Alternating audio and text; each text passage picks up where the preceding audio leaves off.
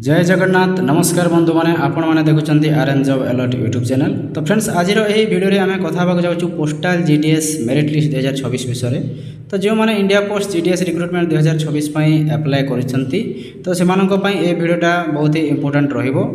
तो यही भिडियो आम जानिबा जीडीएस मेरिट लिस्ट केबे आसीबो, केमिति चेक करिवे एवं कट ऑफ मार्क्सटा केते हेई पारे एवं सिलेक्शन प्रोसेसटा केमिति होय ए विषय आम भिडियो डिस्कसन करवा। तेणु भिडियोटा को बिना स्किप कर शेष पर्यंत निश्चय देखु। तो फ्रेंड्स आपण मैंने जानिथिबे जो इंडिया पोस्ट जीडीएस रिक्रुटमेंट 2026 अच्छी तो से समस्त भारत में हजार हजार पोस्ट रिक्रुटमेंटा होची एटा तो जानिछंती।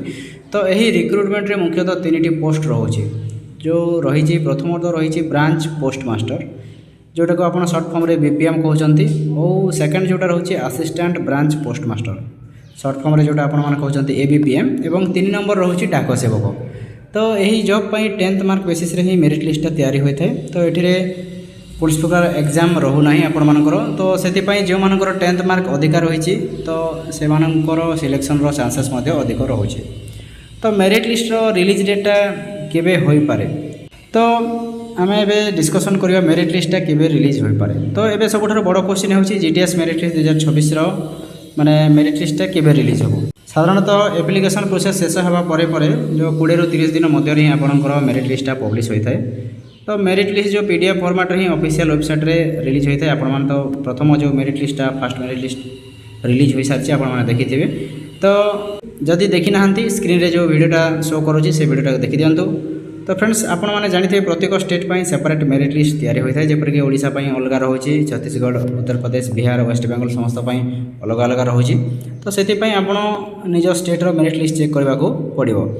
तो फ्रेंड्स जदि जानी ना केमी चेक करेंगे प्रथम ऑफिशियल वेबसाइट को आप चलीजे। तापर जो होम पेज रे आप देखिए गोटे कैंडिडेट्स कॉर्नर ऑप्शनटा थी। तो से जीडीएस मेरिट लिस्ट 2026 लिंक थी से क्लिक करेंगे। क्लिक कलापर आप निजर स्टेटा सिलेक्शन करेंगे ओडिशा। तापर आप जो पीडीएफटा डाउनलोड करेंगे पीडीएफ भितर आपंकर रजिस्ट्रेशन नंबर कि नेमटा सर्च करके आप निज नामटा देखिपारे। और जदि आपंकर नामटा थाए जो पीडीएफ रे तेबे आप नेक्स्ट प्रोसेस एलिजिबलटा हो पारे। तापर आम कथा हवा एक्सपेक्टेड कट ऑफ मार्कटा केते जाउछे। तो फ्रेंड्स जनरल किंबा यूआर कैटेगरी कट ऑफ साधारणतः 90 ରୁ 95% मध्य रही पारे।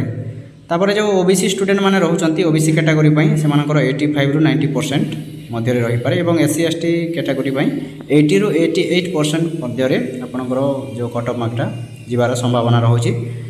यह एक expected cut off marks actual cut off marks state wise change हो पारे।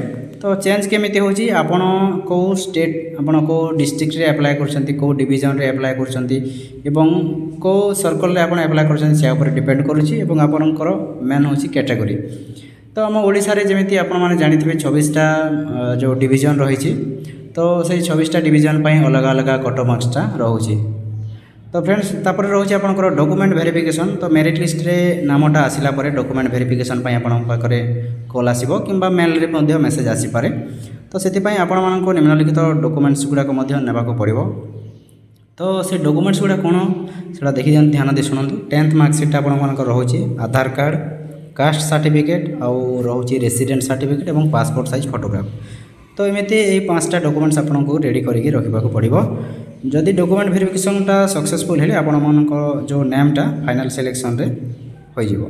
तेणु बंधु मैंने यह postal GDS merit list 2026 complete information. जदि आपण मैंने जीडीएस अप्लाई करते तेज कमेंट रे निश्चय कहतु। वीडियो भल लगी वीडियो लाइक करूँ, शेयर करूँ और चैनल को सब्सक्राइब कर रखु। धन्यवाद।